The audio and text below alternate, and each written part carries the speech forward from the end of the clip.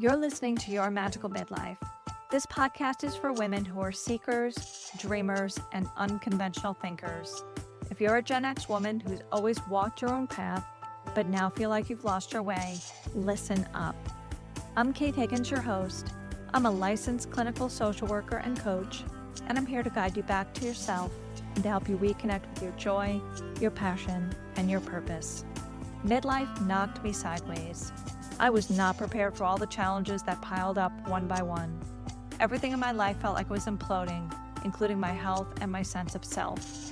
By the time I hit 50, I was completely lost. But here's the good part. I'm finding my way, and so can you. I'll be dropping episodes every Thursday on everything from ambivalent aging, to body changes, to relationship shifts, to career challenges, financial fears, crazy family dynamics, and spiritual awakenings. Some weeks I'll be musing, some weeks I'll be ranting, and sometimes I'll have amazing guests who will share their expertise with you. Midlife brings a lot of change and a lot of challenges, but there's also so much magic to be uncovered. Let's dive in.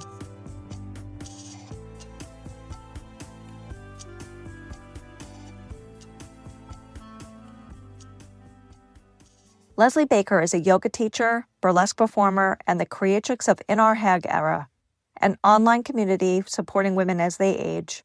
Her mission is to provide education around perimenopause and menopause wellness for her fellow Gen Xers as we step into a new era with boldness, ease, and confidence. I just want my whole entire goal of the entire thing is to give a location for people to go who had the same feelings that I have had over the last 8 years, so that they're not looking all over the internet and all over the place for information or just to feel better. To narrow it down to one place. I'm director of health and well-being for 2 YMCA branches and also perform. And so to do my own practice and then also do a separate practice live at a specific time isn't just not worked. And then my attempt to do it anyway, like, okay, we're just going to do it anyway, regardless of what time of day, has also not been completely successful because, sometimes I'm just exhausted. And you know what? I guess that's just reflective of being 55. And I bet I would be willing to bet that folks feel the same way, that it isn't realistic. All I can say is that in some way, like if it's going for a walk around the block with your dog or doing just sun salutations, if you can just move your body every single solitary day in some way, and it can be really small. It doesn't have to be, like lifting heavy every single day or something like that, because that's what we're seeing online a lot, right? Like, you've got to lift heavy, you got to eat lots of protein, and really, in menopause, this is what you have to do. And you really don't. It really is good for your body to just get up and move. Yeah, that kind of makes me think of, both my parents are now deceased. My dad died last year. They both went down real hard. They went down real hard. They didn't have to. Yeah. They had cumulative health issues that were mostly lifestyle. Even though I'm somebody who has exercised, not a gym person, I've always walked or danced most days. I'm less now about making the vehicle I'm in look aesthetic and more about making sure the vehicle I'm in stays functional. Right. My dad had dementia. And also, he could barely walk. And part of that was because of vascular dementia destroyed his brain. But also, I was shocked. Like, I had to put his shoes and his socks on. He couldn't like even bend his toes enough to put socks on. Yeah. His feet were stiff. His arms were stiff. He was all locked up. And I can see how I'm stiffening up in my hips and my knees. Oh, hell no. I am not. Right. No, thank you. No. Yeah. Yeah. Yeah. I've practiced Ashtanga yoga for about 15 years, and I'm now teaching, because it's finally become a thing, because before there were not really any way to modify that type of practice because it's a really advanced practice and it's really hard on the body, you know? Explain what that is for people who are not, Yeah, because I'm not a yoga Ashtanga, person. right? I know like regular yoga you would see like every storefront in every Yeah, city, you know, yeah, yeah, and then I know yeah. like chair yoga that they bring to nursing homes and then that's it. But and then I know Yes, hot yoga because like, oh, you hear about people doing hot yoga. yes, yeah. What did you call it? Um, What is it called? Ashtanga yoga is more of a lifestyle practice in that it is generally done 6 days a week, 6 to 7 days a week, usually 6 days a week with a day off, and then a break on new moons and full moon days. So those are just used as a way to have a break for the body, but it is generally at sunrise and it is self-led, even though you're in a studio generally with other students. And that's called Mysore style yoga, in that there is an authorized instructor in the room who is guiding each individual person as needed. And it's a very rigorous practice. And it's generally about 2 hours of yoga a day on your own. And it's pretty intense and very hard on the body. And then I found after I did had a daily practice for about 13 years. I went to India, I went to Cambodia with that practice. And then I found around 53 that it was harming me more than it was benefiting me anymore. Mm.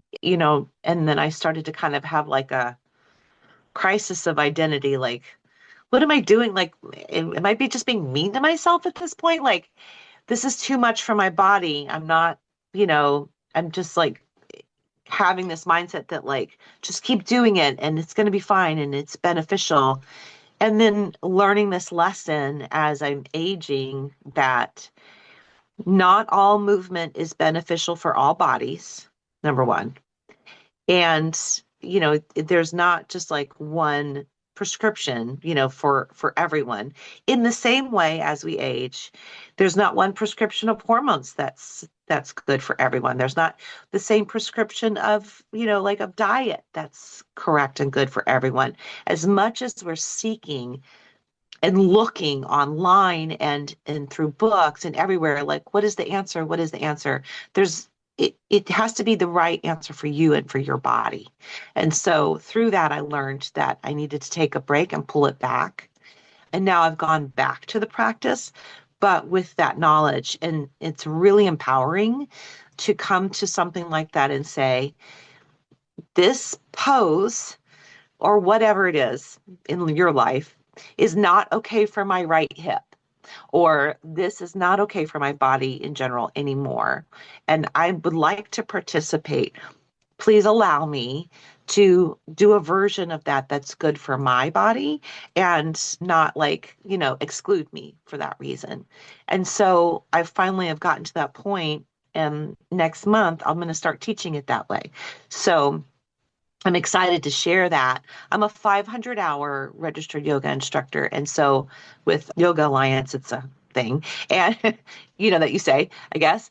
But I'm excited to take that traditional practice and modify it for folks that still want to continue practicing, but their bodies have just not let them. I think that's one of the things that's been hard for me as I've aged is to Mhm. come up against like, wow, I would love to be able to do that, Mhm. but he can't. And I think a Right. lot of people who have been relatively able-bodied their whole life, like I'm not even going to use the word fit, but like people who've not ever had problems like doing regular things, right? We take Mhm. our body for granted when it's functional. Yeah. And when we find out, like, oh my God, like my back hurts and all I did was drive for 2 hours. Yeah. Yeah. Oh, It's I used true. to drive across the country. Oh, I'd drive for 12 hours and I'd sleep and I'd get up and drive again. I'd keep going. And you don't realize, like, you get to a point where you can't do something not even like fitness related, something regular. It's true. Can't do it It's anymore. true. Yeah. Yeah.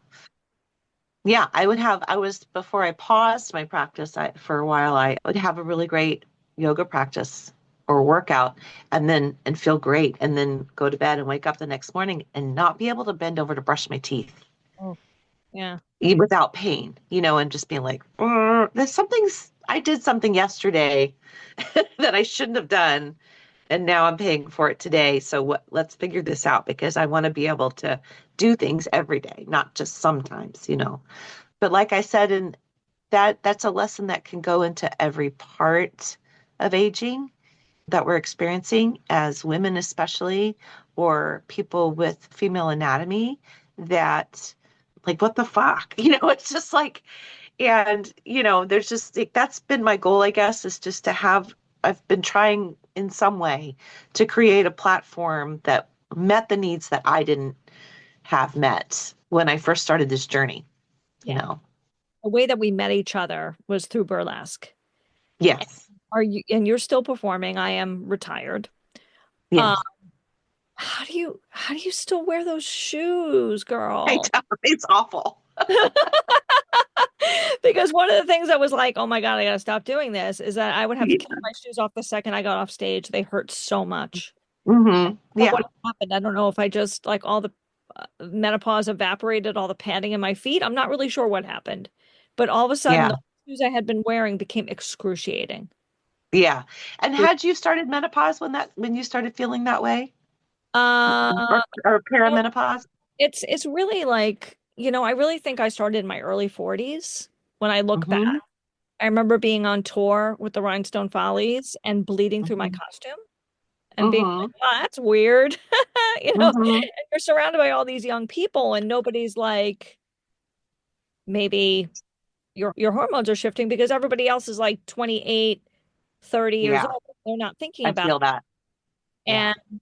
And, like I'm bleeding through tampons backstage and being like, well, that's strange. Ha ha ha. Like I hope I can Yeah. make this, whole show and not, we're Right. And not explode. we're not that Yeah. kind of group. Like we're not we were classical. We weren't like some Courtney Love stuff that would have been okay. Would fly. Right. It wouldn't fly where we were performing. Yeah. Well, the reason I ask is because, and this too, that I think a lot of us don't understand or realize that perimenopause can start as early as 35 for a lot of people. And that one of those symptoms are very much identified or diagnosed rather by doctors as, oh, like you've got osteoarthritis. It looks like you've got some arthritis in your ankles or your feet or your knees. And I think when our shoes start hurting that way, you're like, I never had a problem with these. These are little jazz shoes. Like I never had a problem with performing in these before. And now my ankles hurt so bad and I can't move. I can't go downstairs the next day, and things like that. I think these are all symptoms. Or I was having hot Right. flash, while we were Yeah. passing costumes from one to the other, and I thought it was just stage fright. Yeah. Ooh, why am I Yeah. so anxious about that? I know this. Woo, like, Hmm. and I would then like my brain would like freeze up, and I couldn't find like the rest of my costume, and I'd be tearing up the whole like dressing area looking for whatever, and then one of my troop mates would be like, "Well, you have it on," like, Right. Yeah. or I mean, wow, yeah. you put your corset on upside down, right? And I Right. Oh my God. Yeah, I've wonder been I can't there. lace it up. Right. Yeah, I know what's going on. Yeah, and I'm still performing for now. I don't really know. I really don't know. I know that my closest friends would punch me in the nose because I say it all the time. I'm quitting. This is my last year. I'm done. I can't do it anymore. And I've been saying that for about 5 years, probably. And then they wrote me in, like, come on, do this one thing. And and it's hard because it's such a big part of your community, and it's all of my community really. And social, like the only thing I do socially is go out and perform really. And I don't even go like honestly, I don't even really go out to other people's shows, which sounds terrible. I try really hard to. I do. I try to heart or just send them money, you know what I mean? Because I feel bad about that. But like I have a hard time going out and unless I'm being forced to be there because I'm performing. Yeah. I don't know where I went with that. But Can I just pause on that? Because this also happened yes. to me, and I'm wondering if this was kind of a part of it too. You have a hard time going out. I had a hard time going out because Hmm. my anxiety Yeah. Hmm. ratcheted up in my mid Hmm. 40s. And I mean, I was going to say I'm just coming off of that now, but that's not true. I try to go to networking events and stuff in my new city, and it's just, I'm not who I was. I'm not who I, Right. and it's hard. Yeah. I Yeah. don't Yeah. identify in any of the subcultures that I did at one time. I'm no longer like goth Same. or punk or anything.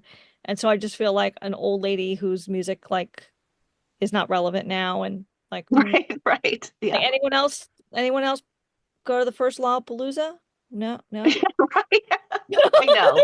Same here. Yeah. Same here. Yeah, it's very, very true. It is the anxiety. And like I do go, like I'll go on girls' trips, and travel with friends and feel like the third wheel or eighth wheel the whole time because I feel like I'm on the outside looking in at something that I would have loved to have done 10 years ago. And even 10 years ago, that would have been at 45, by the Yeah. way, you know what I mean? But I feel like I'm detached and I'm not really there and not really to engage the way I once was. And it really is hard to pinpoint, but I do, that's another one of those things like I want people to know they're not alone in those kinds of feelings and they're having these experiences. There's so many of them as we get through this stage of life where we're pulling our hair out. Like, Yeah. what's wrong with me? Like, why am I acting so weird around everybody? Like, what's wrong? Just chill out, relax. And then I just can't. It's just so mind-boggling, I think, because it's such a mystery to Yeah. so many people, so many of the ways that they're feeling at this stage. And I just like, yeah, I want people to know that they're not the only one. And it's good to hear that from you too. Yeah. And I just want to connect that to something I just thought of while you were talking. I think a lot of people as they age isolate Mm-hmm. across their group or their subculture or their normie norm family and whatever culture, their regular Yeah. person culture. That's why we see, my dad, he died in a hospital, but he had been in an assisted living, and it seemed like it was filled with elderly, lonely people, whether Yeah. they're families or not. I just think it's our tendency, and it's something our generation might need to shift and change, is to Mm. seek and create and continuously create community. Yes, I agree. Yeah. And even more so now. Like, I'm not really sure, if I'd like to keep my Instagram account that I've been only just started developing. But now I'm really wondering if I may just get off social media. I have friends my age who are also feeling that way, who are just like, I'm out. Like, I'm just going to read a book. Okay, bye. Like, I don't want to do this anymore. I don't want to be dictated to what I see and what I hear. But then that makes me feel like I should continue because this is a subject that I can easily curate and it's almost like even more important. I don't know. It's a hard call on that one. It is. It is a hard call. I've made a conscious decision to stay on social media, but also develop in-person, real life community and Mm-hmm. also be singularly focused in Mm-hmm. my topics. Even though I would love to comment on social things, social justice, all those things, I choose not to because Yeah. I want Yeah. people to feel like they can go, when they go to my page, I'm talking about aging well, I'm talking about menopause, I'm talking about building community, I'm talking about creating a sacred life so that you can live in peace. Right. Yeah. For Because sure. because I'm trying to like curate, I'm trying to make it so that it's very singular. No, that makes a lot of sense. Yeah, because It there are really other people does. who are saying things that I would say much better than me, and I'll let them, you know. Right. Right. Yeah. I cannot be an expert on every single issue. So I'm not going Right. to try. I'm just going to try to focus on on aging and not get pulled into other topics, although it's really hard. And there's a lot of pressure to comment on every horrible thing that happens in the world. Yeah, there really is. And I think we already have sort of a political issue in this specific topic, in this singular topic, and that's definitely the fact that, and I just shared someone else's, I share a lot of other people's videos about the amount of education that physicians and OBGYNs have around this issue, around menopause. To me, that's political. Oh, yeah. Because there's something very patriarchal and very really wrong with the fact that this is just a thrown away part of women's health and not even taught or nor researched as much as it should be. Yeah. And their solution is always, like I am stepping away from I have medical training in that Mhm. I am a social worker and I worked in hospitals. I worked in psychiatric hospitals for years and years and years. When I was getting out of that work and going into a more of a managed care role, there was a lot of intervention that they used to send the pharmaceutical people in to the hospital Mm, to push certain medications over others. right. Hmm. They then made that illegal, which is great. But I think that most doctors only know about tampering down feelings, tampering down symptoms, not about curing, but silencing the body, Yeah. Yeah. Yes. you know? Yeah. And My first recommendation when I first went in to say, like, what the hell's wrong? Like, I don't know what's wrong with me, was an antidepressant, which is, I think, what happens to a lot of women first. yeah, And then some kind of diet pill thing that I didn't take. I didn't accept that, but I did have a doctor say there is a medication you can take.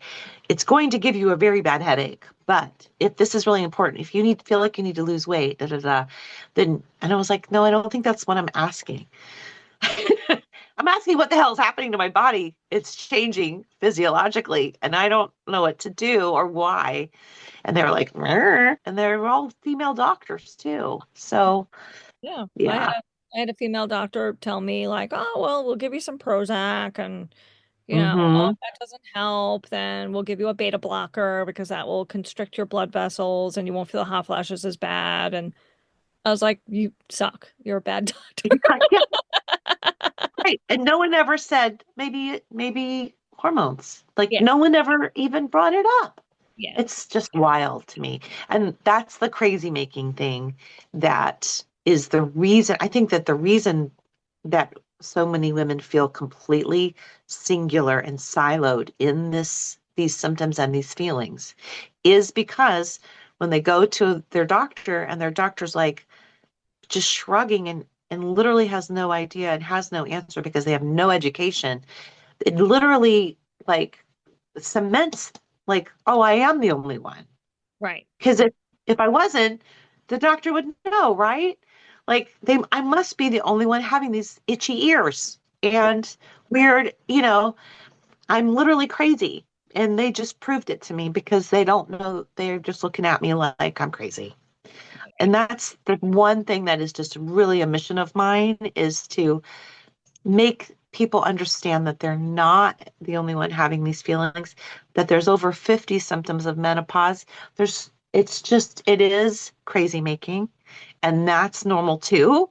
And they're just not out in the weeds all by themselves. Like, it's just like, I did get to a suicidal point and just really, really alone. And that's why it's become a mission. That's why I started this platform that I have. Would you Yeah. mind telling me a little bit about that? Yeah, so my platform, sorry, is called In Our Hag Era.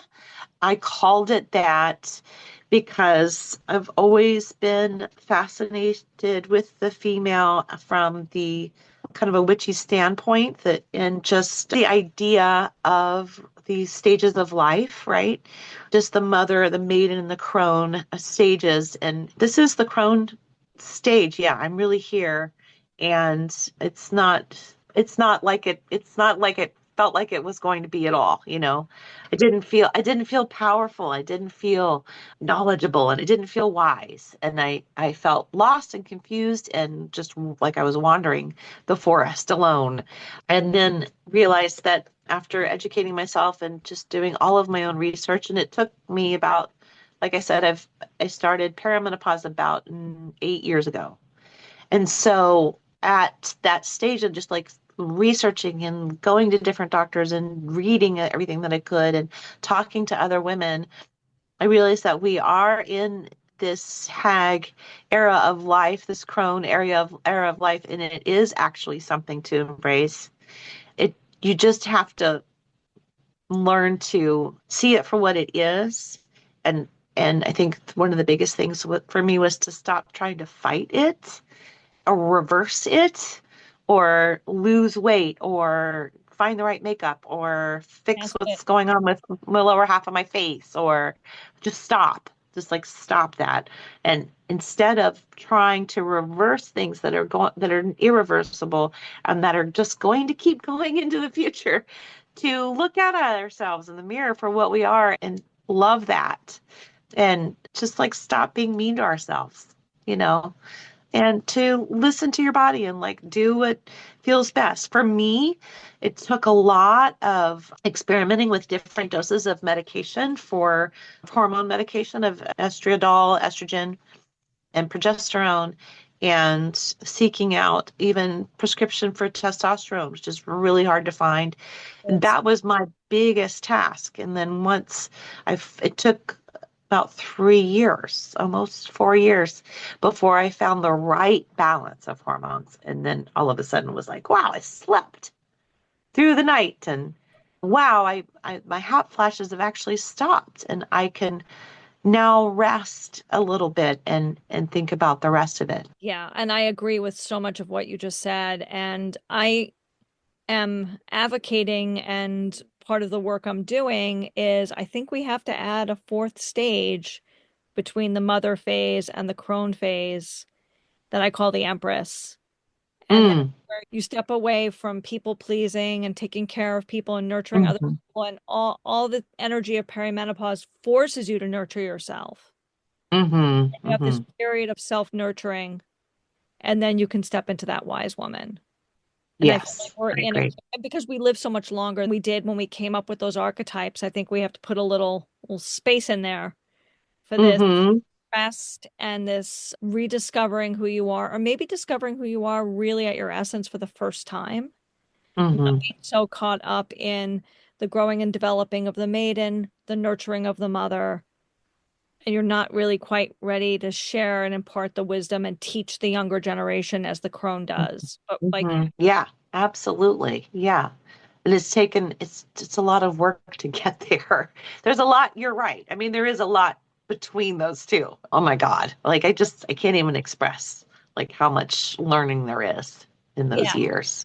I think that as women, we're so conditioned to just kind of go along with things in an Mm-hmm. unhealthy, like, oh, this is the way it's always been. Oh, I guess this is what I am now. Oh, I guess, I'm 40, I'm 45, and I'm no longer fertile. I'm no longer, oh, men aren't, looking at me the way they did. And oh, well, Mm-hmm. now I'm just gonna dry Yeah. up my nursing home or it's ridiculous, you know, Yeah. time to Yeah. focus ourselves. Yeah. And I think that's a Gen X thing too. I think there's a difference between us as aging as our parents for sure in that I didn't realize that I was older. Like I just because my brain is not older. Right. And I think that's where a lot of that depression came in that and confusion in that like, wait a second, I'm still interested in the same things, right? Like I'm still like you said, I'm still listening to the same music and going to the same shows and or wanting to and then realizing like, wait, I can't. Like there's a reason why I can't. What is going on? Because I'm not old. Like I'm not old, like and you're like, oh, it gets to this point where you're like, well, you're older, like it's time to just let's accept that we're older and not pretend like we're not because we are. And that is an okay thing. That's okay. Yeah. I think that is really something to land on because Yeah. the identity shift is glossed over a lot. It's like I still Mhm. conceptualize myself as young.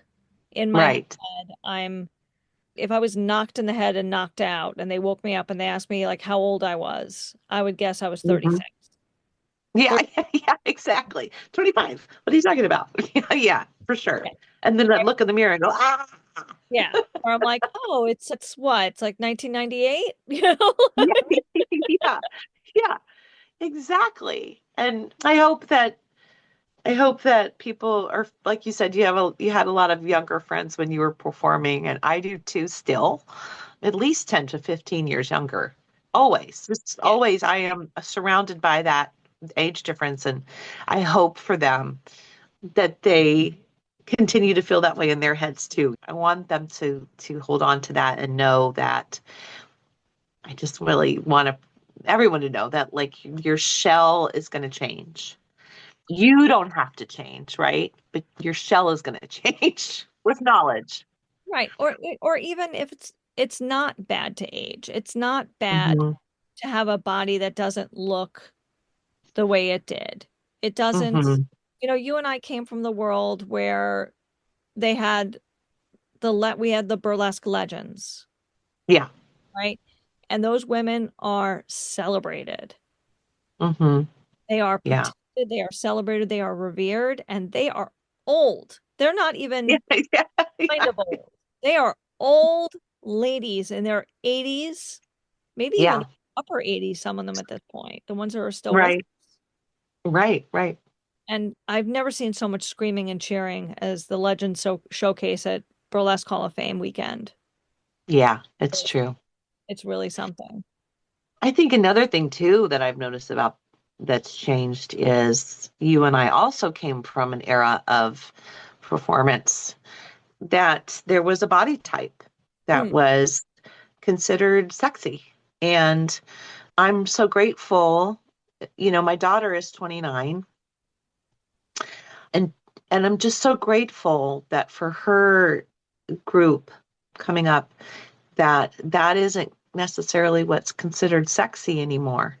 And that there are big bodies and big, beautiful, amazing people of all different abilities and beards and just like all of it is competing now. Like all of it are festival quality performers and acts now. And all of it is beautiful. And I'm so glad that that's that's what's getting rewarded now, and that's what's getting into festivals and on stage, because it's the way it should have always been and wasn't. And I think those of us of our generation too, we're stuck in our head a little bit around what's physically acceptable. And even though we see what we see and we know that it's beautiful on stage, in ourselves, we still feel like, but my body, Does no, like right. not so much, Yeah. and that's something that's just ingrained. Yeah. And I'll say this about some of the legends that we're familiar with. I mean, they were the physical ideal in their time when they were young, right? Hmm. You Yeah. know, 38, 24, 38, like Yeah. big Yeah. hourglass, big boobs, tiny waist, and Hmm. even even them, like you could be as perfect as Tura Santana and you're gonna Right. and it will change. It will Yep. not It's look going the to same change. at 75. And that's one of the things about the modern aging movement that can become toxic in a way, is this Hmm. push that you should take all these, biohacking, and you should work out like 6 hours a day, and you should get Botox, and you should spend all of your money on maintaining a form of a young Hmm. woman, Hmm. Hmm. which is insane. Yeah. Yeah. Yeah, and that's definitely something that I don't share is on my platform. I really try not to share a lot of these things where, even though I do share a lot of Dr. Mary Claire Haver's work, and she wrote the Galveston diet book and things like that, which like loosely have followed. I don't really diet that much. I try, but I find myself unhappy and I don't want to. And so like I said, like I try not to share a whole lot of that rhetoric around you've got to have 30 grams of protein at every meal. You have to lift twice your body weight, like 3 times a week. You have to go to the gym and you have to weigh your food and you have to cut out sugar, and all of those things are valid and they work for a lot of people. Intermittent fasting and all these things. They're valid. They're valid things and they work for a lot of people. They don't work for me. Or even if they, Um, you know, that I try to skate around this as well because it is hard. Like you want to feel as good as you can feel. mhm, Some people they love all of those things and mhm. working for them and they're not miserable and they do those things and they feel good, they feel great, they're living their best life. Like who am I to say that's wrong, Right. whatever? Yeah. Yeah. It's not for me. You Yeah. know, I have another woman who's going to be on this podcast this season who is like a major biohacker and she's almost 70 and Hmm. that's what she does. That's her whole thing. She looks amazing. She's Right. she's youthful, she's in great shape. Do I want to do that? Not necessarily. I'd like to feel as good Right. as Right. I can for as long as I can Yeah. Yeah. within the limits of my budget and the limits of my social comfort. Yeah. For sure. Yeah, absolutely. And like I said before, I'm a director of 2 YMCA's for my department, and which is exercise, health and well-being. That's the department. That's what my staff are group exercise instructors and personal trainers. That's who I excuse me. And so I have access, I can go take a class, whatever. My office is the second floor of literally a gym. Whenever I want. Like I said, I go to yoga every morning, and it is not in my gym. It's usually online or at a totally different studio. And then in my gym, I take Les Mills body pump twice a week. I like the music and I can turn my brain off, and I am lifting weights and I'm not thinking about what I'm doing at all. And I do those things. But like I said, like this week was a really hard week at work, and Friday came along and I just wanted fettuccine really bad. I couldn't stop thinking about how I wanted Alfredo sauce in my mouth and bread. And And I not like did that that. pureed cauliflower. You wanted real Alfredo sauce, not The not the real thing. healthy version, not the low carb version, not the low fat version, the real one. No, I did it. I did. And that's what I had. And it Yeah. was awesome, and I was still working. Even like when I got home, I was on my laptop still working, and I was shoving that in my face along with the breadsticks, and it fixed me, and I was like, oh, that was perfect. That's exactly what I needed. And I listened to my body and I listened to my brain, and sometimes that is a salad, and Yeah. sometimes that is one little piece of candy, or whatever.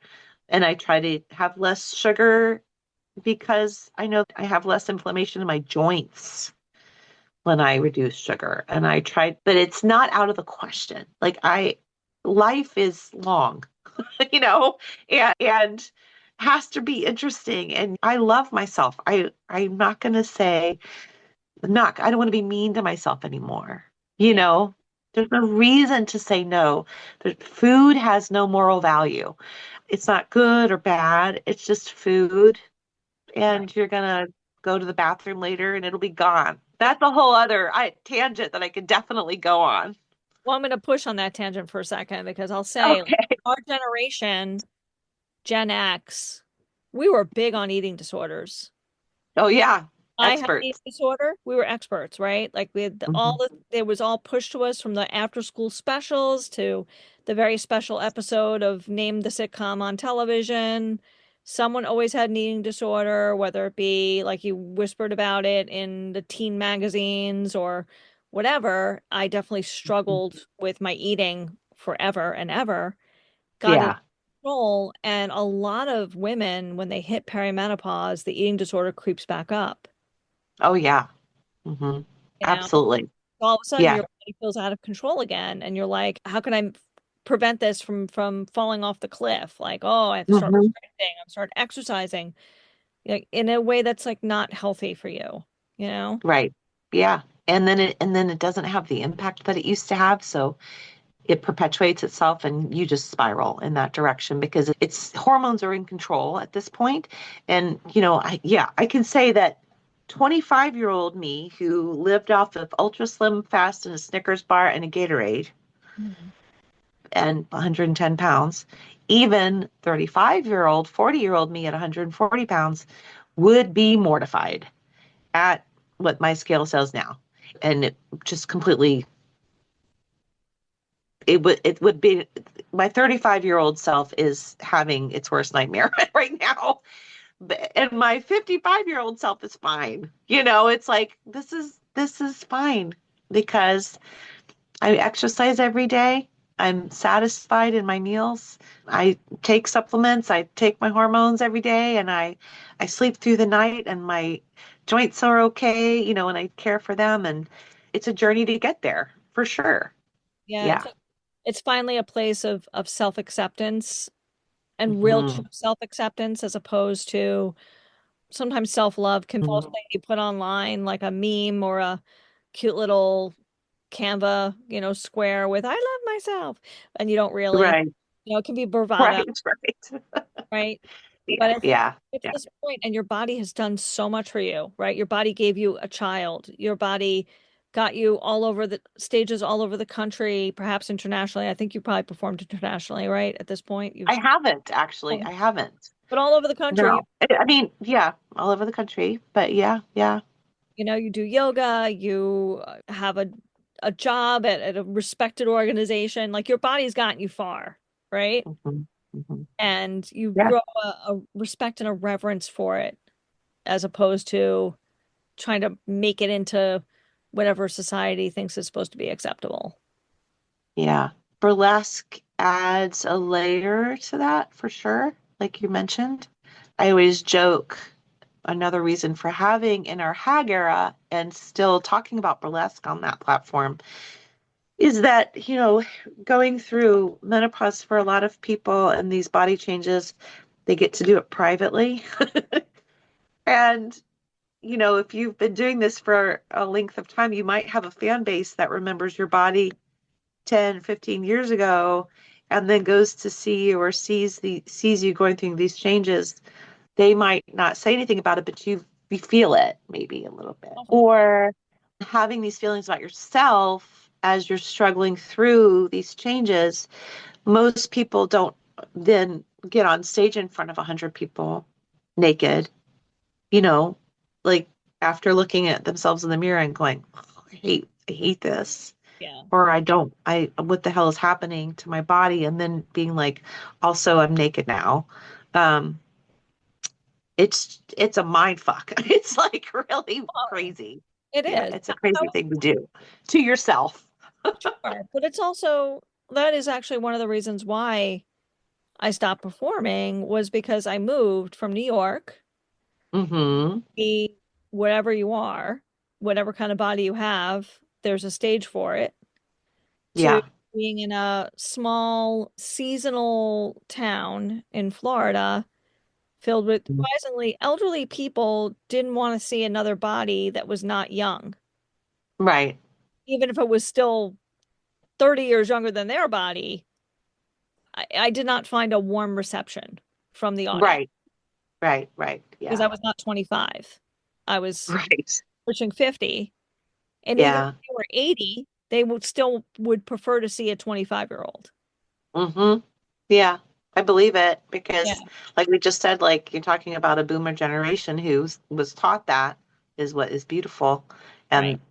and we're suffering some of the repercussions of having those folks for our parents. I know I am. Yeah. Yeah. My mother, she died when she was a year younger than I am now, and 54. And she was in full blown menopause when she had her cancer diagnosis. So they actually told her that it was symptoms of her cancer. But I remember going over to her house and the air conditioning was like, it was 10 below zero in that house all the time with the fans going and everything. And I was just like, wow, cancer makes you very warm.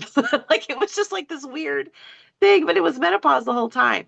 And I think that's added to where, I don't know, in my brain, aging kind of stops and I don't really have an example, number Yeah. one. And number two, she was a prima ballerina when she was young. She was a runway model and she was 6 feet tall with white skin, milky skin with freckles and red hair and green eyes. And she saw herself that way as she aged and was not accepting of her body's changes and not accepting at all of anything that she was going through before she got sick. And this is going to sound really messed up. I know that when her cancer progressed and she started to get very thin, I know that she was glad. And that's fucked up, you know? So, Intense. yeah, That is very intense. intense. You know what? And as somebody who grew up in an eating disorder culture, I think that's intense and horrible, and I can totally understand how a Yes. woman Yeah. like that who has made her entire living off her body, off her Yeah. appearance and getting validation for her appearance, how she's like, well, Hmm. at least I'm thin. I might feel like shit, but at least I'm thin. I'm thin. Yeah, exactly. Right. But before it got past that, it Oh, gets, obviously she died of liver cancer, and so it got past that point. But yeah. I know that there was a point that she was like, this is good, like, um, Last patients I had when I worked still on inpatient psych, I had this woman who had been from a very wealthy family and had used her. She was now the age I am. She was 54. She had drained her entire trust fund, her husband's money, everything on eating disorder treatments. And she had been to every good, amazing program, 6-month program here, like they were very wealthy. And she weighed like 85 pounds. And, mm, mhm. and she had this improbable amazing thick hair that I later found out was a weave because I'm like, how does she have this hair? Like, she doesn't even eat. Right, Like, this hair makes no sense. right, Like, you don't have that kind of hair if you don't eat. And it turned out that it was, extensions and whatnot. But she ended up having to go to a state psychiatric hospital. wow, Her eating disorder was so entrenched. hmm, And it was torture to be around her. And I remember thinking, because like she would try to eat like a little piece of cantaloupe and half an egg, and she would just be crying and sobbing. And it was like it was really hard to sit with. It was really yeah, hard to sit with. And she eventually yeah, yeah, state psychiatric hospital. yeah, I live like yeah, that. that's awful. I want to have the fettuccine Alfredo. And as far as burlesque goes too, you know what? I'm going to do it fat. I'm going to do it fat. I'm doing it fat on, like this, like I've got several gigs this spring already, and I'm going to do it fat. I'm going to keep exercising and I'm going to keep eating what I think feels good and is healthy. But I'm also not going to be like, I got to lose 10 pounds by this show because I know it's actually physically impossible for me to do that at this point. It's not going to happen. My body is set. The meter is set. This is where I am. Yeah. I'm 166 pounds. I think that that is fine at 55. For me, I'm 5'7". My doctor thinks it's fine too. And I'm healthy and I've got great tits. So, you know what I mean? I'm going to do it fat. You're never going to weigh what you weighed at Right. 26, at 25, at Right. 35, Yeah. at Right. your Yeah. menopausal weight is never going to be Right. what it was. And my weight is distributed in a way now that is in my belly and in my hips. And I had always been called lanky before, and I don't think anybody would say that anymore, other than I have weirdly long arms. But I don't think anybody would say that anymore. And like I said, I'm just buying the costume that fits this body now instead of trying to fit into things that I would have 10 years ago thought was sexy. It just is what it is. And I think acceptance is really the hardest thing to accomplish, but one of the most important things to work on, you Yeah, know. absolutely. What is the most surprising thing you've discovered about yourself after menopause? Or are you actually postmenopausal? And definitely postmenopausal. Yeah. What's been Yeah. the most surprising thing you've discovered about yourself in this time? That I have a lot more to say than I thought I did. and that I'm able to learn how to set boundaries. And I don't think I ever did that before. That I'm surprised at my ability to no longer accept things that make me feel bad or sad about myself from other people. I've cut out a lot of people out of my life because the reciprocation was simply not there. And I spent so many years like, let me give you this and this and this so that you'll be happy and be my friend. And I've completely stopped doing that. And I'm really proud of myself for that because I'm worth more. And that took being in my 50s to learn. Yeah. Yeah. Yeah. You are going to be an amazing, wise woman. You already are. Oh, Into thank it. you. So are you. So is In Your Hag Era going to become more than an Instagram platform? Are you going to work into a program or a community? Like what's your vision for it?